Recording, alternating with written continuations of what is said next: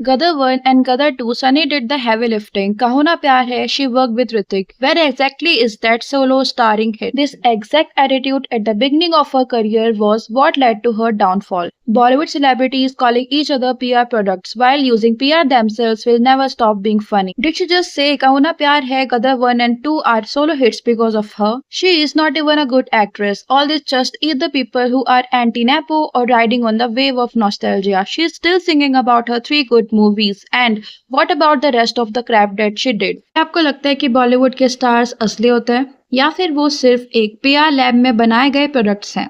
So guys, आज हम बात करेंगे बॉलीवुड की सकीना यानी अमीषा पटेल की, जिन्होंने पर्दा उठा दिया है और जिसे देख करके बड़ी बड़ी एक्ट्रेसेस के पसीने छूट गए हैं। लेकिन क्या अमीषा सच बोल रही हैं या फिर ये उनका इनरेलेवेंट होने का डर है? आज हम अमीषा पटेल को उन्हीं की ट्वीट्स के आईने में एक्सपोज करेंगे। तो अमीषा पटेल एक ऐसा नाम है जो 20s में हर दिल की धड़कन था। आज वो ट्विटर यानी एक्स पर ऐसे चिंगारी फेंक रही है जो पूरी इंडस्ट्री को जला सकती है। उन्होंने कहा कि आज की एक्ट्रेसेस 100 करोड़ की फिल्म करके वो खुद को नंबर 1 बोलती हैं।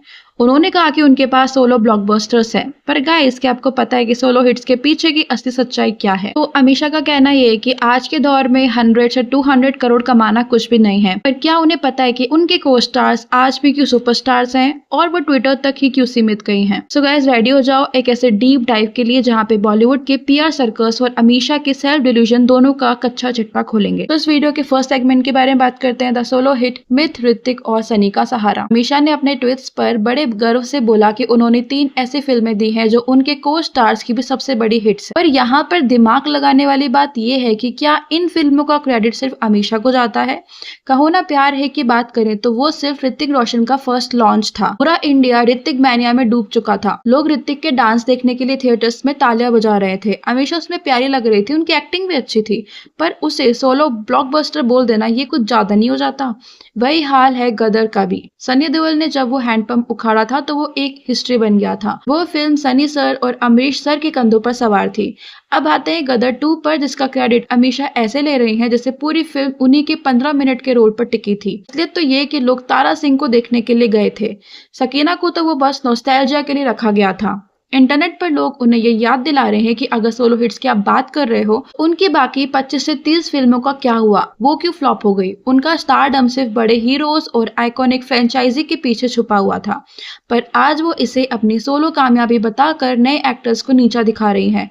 ये वही बात हुई कि आप किसी और की मेहनत से बनी इमारत की छत पर कहते हो कि ये घर मैंने बनाया है।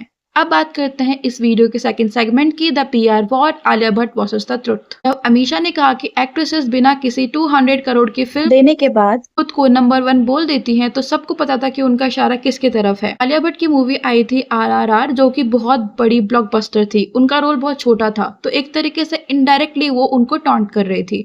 और वही दीपिका पादुकोण और आलिया भट्ट और अदर एक्ट्रेसेस, उनको डायरेक्टली टारगेट किया गया था। अमीषा का पॉइंट ये कि आजकल की एक्ट्रेसेस पीआर मशीनरी के दम पर सुपरस्टार बनती है, और इस बात में थोड़ी सच्चाई तो है। आजकल हर चीज मैन्युफैक्चर्ड है, चाहे वो एयरपोर्ट लुक्स हो या फेक बॉक्स ऑफिस फिगर्स। लेकिन यहाँ ह्यूमर देखो तो अमीषा जी दूसरों के पीआर को गाली दे रही हैं, पर उनका खुद का बिहेवियर क्या है? वो हर दूसरे इंटरव्यू में अदर एक्ट्रेसेस का नाम लेती हैं और किसी और लीडिंग लेडी पर कमेंट कर देती हैं। क्यों? ताकि हेडलाइन बने। ये खुद एक बहुत ही बड़ी पीआर स्ट्रेटजी है। लोग मुझे भी पीआर बोलते हैं, बट चलो वो तो अलग ही टॉपिक है।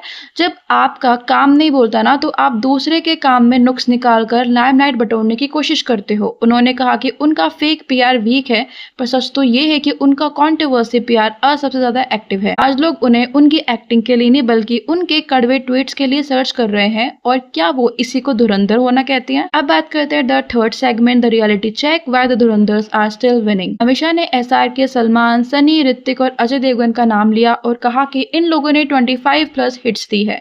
बिल्कुल सही बात है, पर उन्होंने ये क्यों नहीं सोचा कि ये लोग आज भी क्यों टिके हुए हैं? SRK ने पठान और जवान से कमबैक किया था। सलमान आज भी क्राउड पुलर है। अजय देवगन ने दृश्यम और शैतान से खुद को रिलेवेंट किया। ये धुरंधर इसलिए है क्योंकि उन्होंने वक्त के साथ बदलना सीखा है। अमीषा पटेल की सबसे बड़ी गलती ये है कि वो अभी भी 2001 में रुकी हुई है। वो अभी भी वही सकीना वाले सूट पहनकर इंटरव्यूज देती है और वही नॉस्टैल्जिया बेचने की कोशिश करती है। स्टारडम मेहनत से मिलता है, पर उसे बरकरार रखने के लिए अडेप्टेबिलिटी जरूरी होती है। अब आप दूसरे एक्टर एक्टर्स को नीचा दिखाते हो तो आप एक्चुअली अपने इनसिक्योरिटी दिखा रहे होते हो। वो कहती हैं कि टुडे 100 करोड़ इज नथिंग, पर उन्हें ये कौन समझाए कि आज के कंटेंट ड्राइवन सिनेमा में अब लोग सिर्फ चेहरा देखकर थिएटर नहीं आते। आज कंपटीशन हर सेकंड पर है और अमीषा जी बस अपने पुराने रिकॉर्ड्स की धूल झाड़कर खुद को बेहतर साबित करने में लगी हुई हैं।